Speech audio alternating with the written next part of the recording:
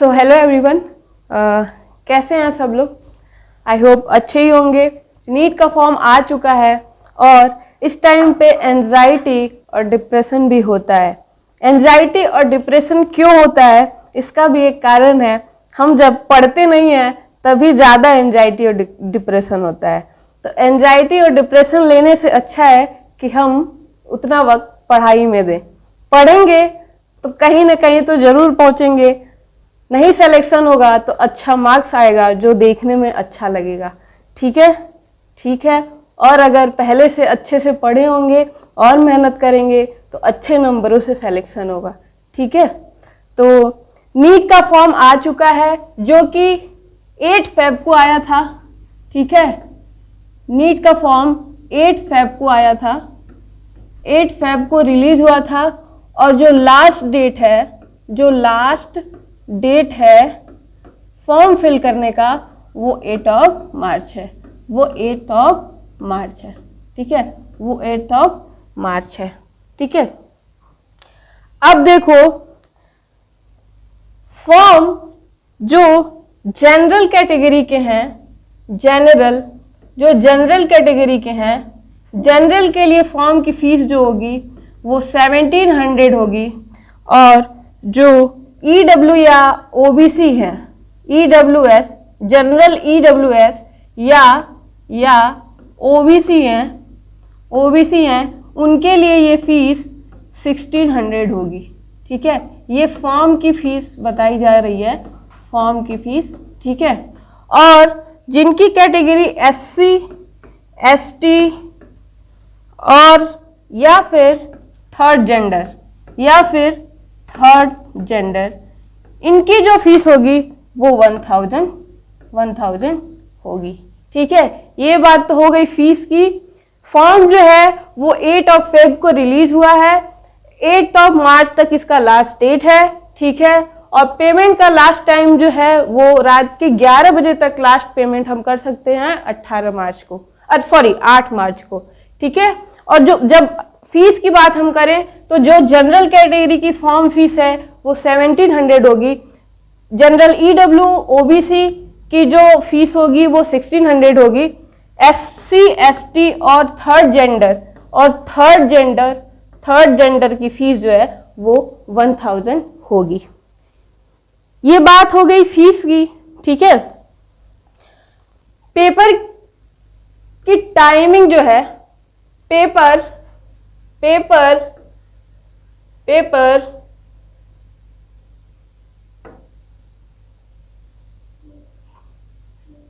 जो है वो 3 मई को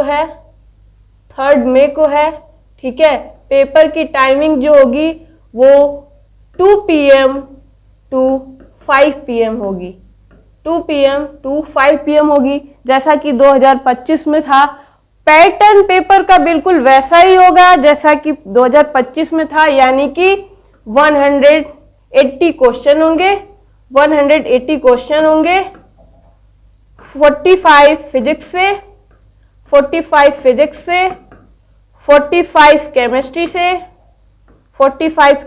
से एंड 90 क्वेश्चन जो होंगे वो बायोलॉजी से होंगे। ठीक है, 180 क्वेश्चन होंगे और पेपर के लिए हमें 180 मिनट मिलेगा। 180 मिनट यानी कि 3 आवर्स का पेपर होगा। तो पेपर के पैटर्न में कोई चेंज नहीं है। पेपर जैसा 2025 में हुआ था वैसा ही 2026 में भी पेपर का पैटर्न होगा। ठीक है, वैसा ही 2026 में भी पेपर का पैटर्न होगा।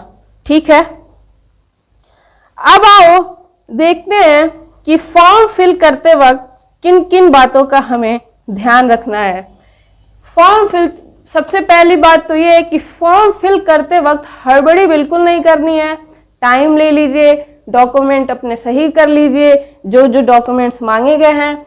खासकर जो OBC कैटेगरी के लोग हैं, OBC category non creamy layer के जो लोग हैं वो देख लें कि उनका जो नाम है वो नॉन क्रीमी लेयर वाले लिस्ट में है या नहीं है। अगर लिस्ट में नाम है तभी ओबीसी कैटेगरी यूज करेंगे, नहीं तो जनरल कैटेगरी यूज करेंगे। ठीक है, आई बात समझ में? चलिए अब अगर अगर आउटसाइड मतलब इंडिया के बाहर से कोई फॉर्म फिल कर रहा है, आउट ऑफ इंडिया से अगर कोई फॉर्म फिल कर रहा है तो उसकी फीस होगी 9,500। उसकी फीस होगी 9,500। ठीक है, फॉर्म में जो डेटा है वो 10th के मार्कशीट से बिल्कुल मैच होना चाहिए। ठीक है, मम्मी पापा का नाम जो 10th के मार्कशीट में है वही फॉर्म में भी भरना है, अपना नाम जो 10th के मार्कशीट में है वही फॉर्म में भरना है। और सबसे जरूरी बात, आधार कार्ड जो है वो अपडेट होना चाहिए। आधार कार्ड अपडेट होना चाहिए। आधार कार्ड अपडेट का क्या मतलब है कि अगर आधार कार्ड मान लो हमारे बचपन में बनाया गया है तो जो हमारी फोटो है वो थोड़ी सी डिफरेंट होगी प्रेजेंट के फोटो से। ठीक है, और अभी जो फॉर्म फिल होगा वहां पे ऑनलाइन फोटो लिया जाएगा, तो जो आधार कार्ड में फोटो है वो अभी के फोटो से मैच करना चाहिए। इसलिए आधार कार्ड को अपडेट करें। आधार कार्ड में अगर मम्मी पापा या अपना नाम गलत है उसको अपडेट कर लें। ठीक है, आधार कार्ड को फोन से लिंक कर लें। ये मतलब है आधार कार्ड अपडेट का। ठीक है, इस पे बार बार एनटीए ने विशेष कहा है कि आधार कार्ड को अपडेट कर लें।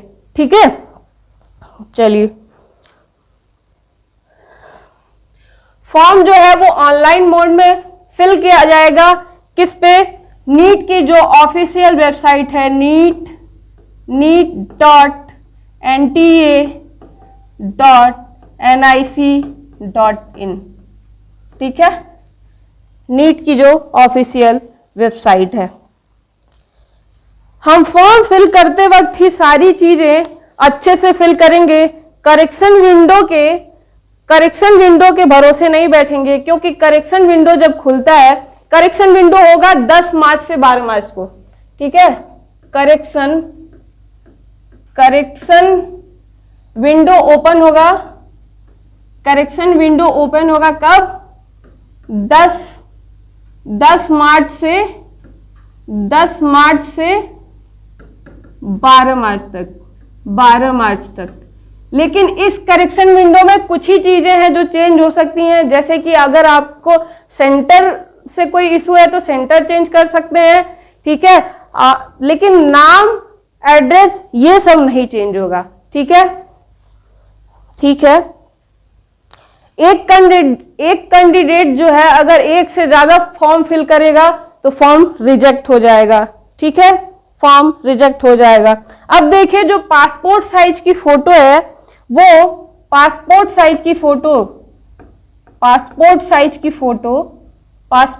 की फोटो जो हमें फॉर्म पे लगानी है उसका बैकग्राउंड जो है वो वाइट होना चाहिए। उसका बैकग्राउंड जो है वाइट होना चाहिए। नेम होना चाहिए, फोटो पे नेम होना चाहिए, और नेम के साथ जिस दिन फोटो ली गई है उस दिन का डेट भी होना चाहिए। तभी लगेगा कि रिसेंट का फोटो है। और इस फोटो को जब हम अपलोड करेंगे फॉर्म में तो उस फोटो की साइज जो है वो 10 KB टू 200 KB के बीच होनी चाहिए। 200 KB के बीच में होनी चाहिए। ठीक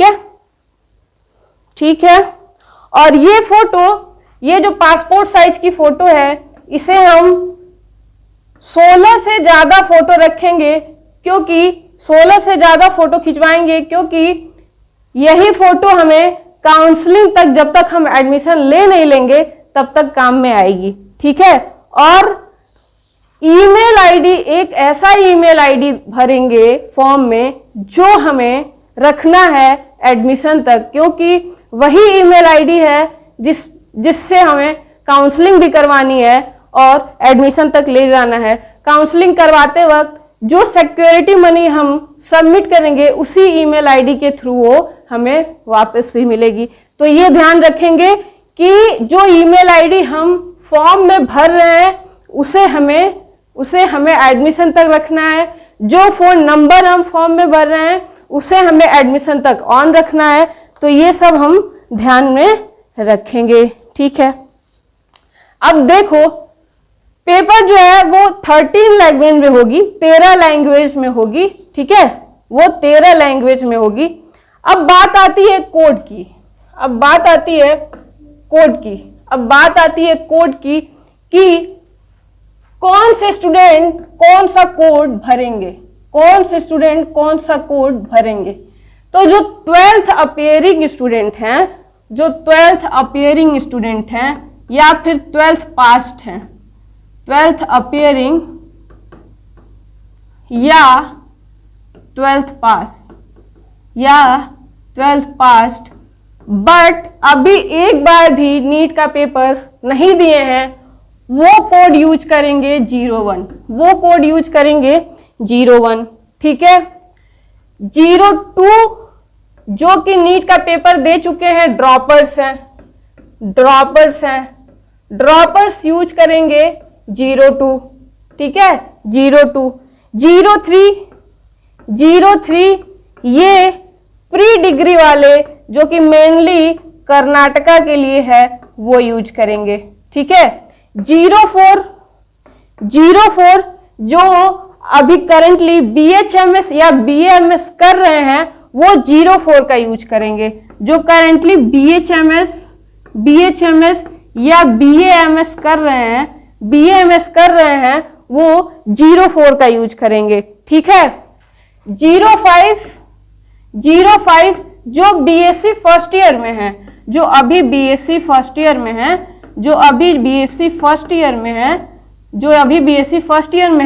वो 05 का यूज करेंगे, ठीक है। और 06 जिनकी BSc डिग्री कंप्लीट हो गई है, BSc जिसका कंप्लीट हो गया है, वो यूज करेंगे 06। 07 यूज करेंगे फॉरेनर, 07 यूज करेंगे फॉरेनर, ठीक है। तो आई होप कोड से रिलेटेड डाउट्स आपके क्लियर हो गए होंगे, ठीक है। हम फॉर्म फिल करते वक्त सबमिट करने से पहले कम से कम 4 से 5 बार हम देखेंगे हमारा नाम, सिग्नेचर, फोटो, डॉक्यूमेंट्स अच्छे से अपलोड हुआ है या नहीं हुआ है। हड़बड़ी बिल्कुल नहीं करनी है।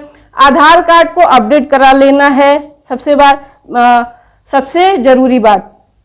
अगर आधार कार्ड नहीं अपडेट होगा तो हमें काउंसलिंग में प्रॉब्लम होगी, ठीक है, हमें काउंसलिंग में प्रॉब्लम होगी, ठीक है।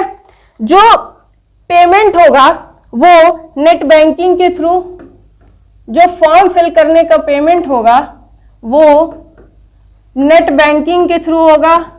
Net banking, debit card,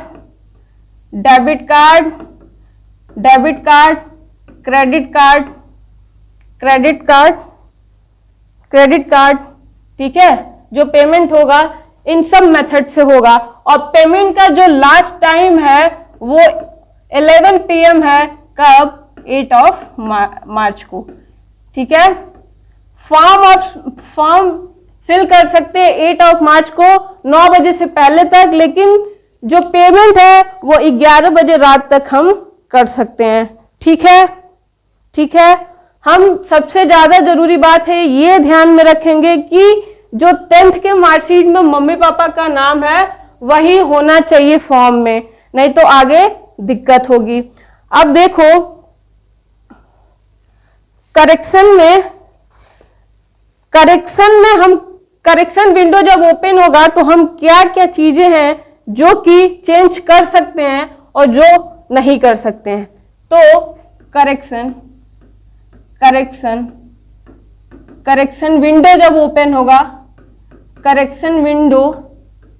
open होगा कब? 10 से 12 मार्च तक। कब? 10 से 12 मार्च। तो हम उस करेक्शन विंडो में पहली बात तो हम ये ध्यान रखेंगे कि हमें जरूरत ही ना पड़े, इंटेंसली बिल्कुल जरूरत ना पड़े कि हमें करेक्शन विंडो खोलना पड़े। हाँ, लेकिन अगर जेन्युइनली गलत हो गई है कोई चीज तो हम क्या क्या चेंज कर सकते हैं वो देखो। तो हम फोन नंबर नहीं चेंज कर सकते हैं, फोन नंबर जो है फोन नंबर वो नहीं चेंज कर सकते हैं। ईमेल आईडी नहीं चेंज कर सकते हैं, जो एक बार हो गया वो हो गया। नेम नहीं चेंज कर सकते हैं। लेकिन हम क्या चेंज कर सकते हैं, अगर कोई गलत फोटो अपलोड हो गई है, मान लीजिए आप कैफे में गए, जल्दी जल्दी में आपके फोटो के जगह पे किसी और का फोटो अपलोड हो गया है, तो हम फोटो चेंज कर सकते हैं। ठीक है, सेंटर अगर गलत भर दिया है तो वो हम चेंज कर सकते हैं। ठीक है, आई बात समझ में? तो आई होप मैंने आपको सारी चीजें फॉर्म से रिलेटेड समझा दी हैं। ठीक है, और देखो एक और नया कोर्स ऐड हुआ है इस बार नीट में, BSMS। कौन सा? BSMS, जो इससे पहले नहीं था। हो सकता हो कि BPT जो कि फिजियोथेरेपी वाला कोर्स है, ये भी ऐड हो जाए। ठीक है, आई बात समझ में? तो हमें फॉर्म फिल करते वक्त बिल्कुल भी हड़बड़ी नहीं करनी है, आराम से फॉर्म फिल करेंगे। सबसे पहले अपने डॉक्यूमेंट्स देखेंगे, सारे डॉक्यूमेंट्स को अपडेट करेंगे, तब हम फॉर्म फिल करेंगे। ठीक है, ओके, पढ़ते रहिए। ठीक है, बाय बाय।